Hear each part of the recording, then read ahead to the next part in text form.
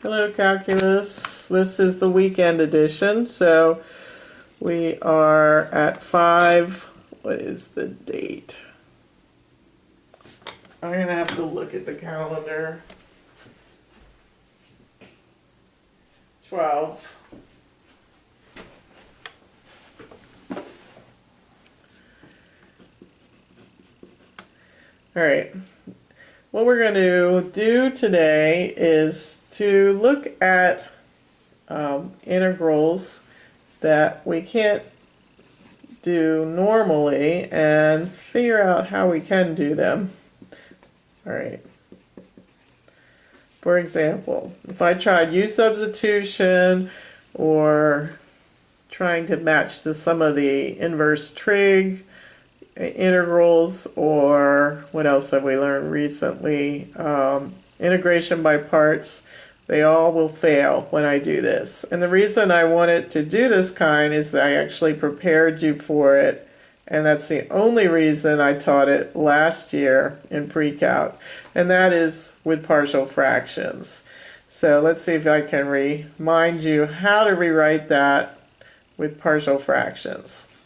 First, you're going to factor the denominator. You do not factor the numerator. X minus 3, x minus 2. And you'll recall that we set it up like this.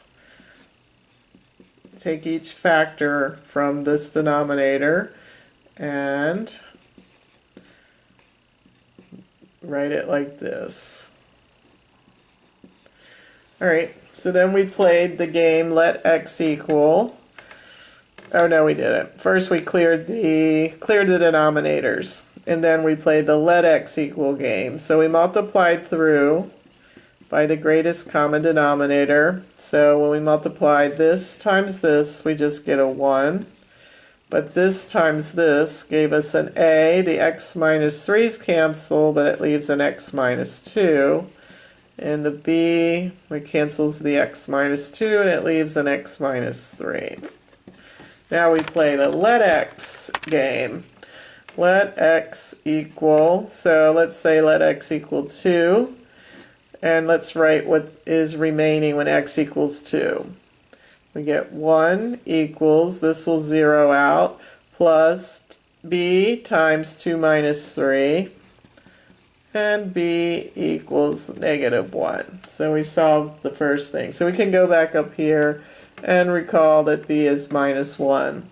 Now let x equal, we like to find values that will zero out this in this statement.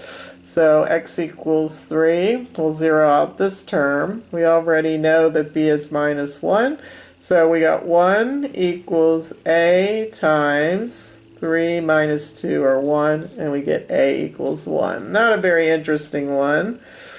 But now let's rewrite the original problem that I had behind the integral sign with this new expression. So I'm going to have the integral of 1 over x minus 3 dx plus the integral. I'm going to recognize the integral of a sum is the sum of the integrals. So I'm going to divide it into two individual integrals. Alright, so now we should be able to solve that. U equals x minus 3 du equals dx. So using u substitution, I get du over u there. On over on this one, oops, not b. We found b. b is minus 1. Sorry about that. Alright, so now we'll use u equals x minus 2, and we'll move that negative sign across the integral sign, and we get du equals dx. So we have the integral of minus u dx over du. Alright, so now what is that? It's the ln of u minus the ln of u. plus c. Let's go back and substitute in. We know u is x minus 3 here and x minus 2 here. So the ln of the absolute value of x minus 2 minus ln of the absolute value, I'm sorry, this one was x minus 3. And then this one is x minus 2. All right, plus c. And when you're dealing with ln's, we can use the rules of logarithms. When you have two logs that are subtracted, you can write them as one log where their arguments are divided. So sometimes you'll see them combined like that, and sometimes you won't. So I accept either one of these.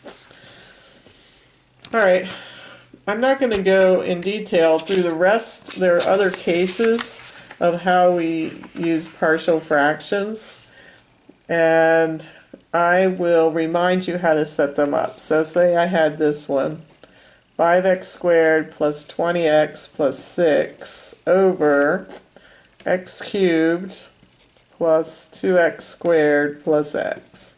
So as I said, you factor the bottom. They all have a common value of x, so I'm going to factor out that. And then that leaves something that's factorable again.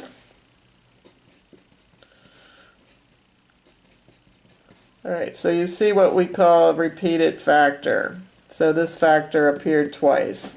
So when you set up your partial fraction and you multiply through by the greatest common denominator and play the let x game, you need to set it up a little differently. If you recall, a will go over x, b will go over x plus 1, but notice I use the repeated factor once, and then in the next term I use it twice. So that's the proper way to set up the partial fraction for repeated factors in the denominator. So I'm not going to do the detailed and the integral because I know that you can do that. So the next deviation from the norm would be one that looks like this. Let's see. There's repeated factors, and then there is one that looks like this. Say the integral of 2x cubed minus 4x minus 8 over x squared minus x times x squared plus 4. Alright, so I'm going to factor the bottom. This cannot be reduced or factored further. This one I can pull out an x. So I have x times x minus 1 times x squared plus 4 on the bottom. So I'll set up my partial fraction as a over x from there, and b over x minus 1 from there. Nothing deviant yet, but here we'll see that this factor is quadratic. So the numerator of these partial fraction setups is always 1 degree below the denominator. So this has a squared value, so I have to have a linear expression on the numerator, and it's going to be cx plus d. And you still multiply through by those common factors, but and you still play the let x game. It just has a little more complexity to it, but it will work out, and you have done these before. And the last scenario that I taught you last year was one like this. Say we had 8x cubed plus 13x in the num, and x squared plus 2 squared.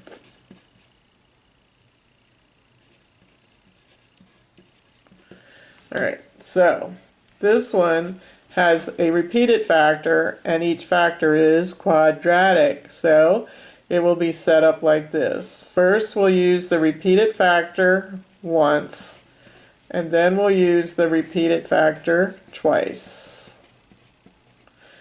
And this will, because this is quadratic, we have to have a linear expression here. Because this is also quadratic, we have to have a linear expression here. All right. So I hope that puts you in position to be able to use partial fractions to integrate expressions. All right. That's it for now. Carry on.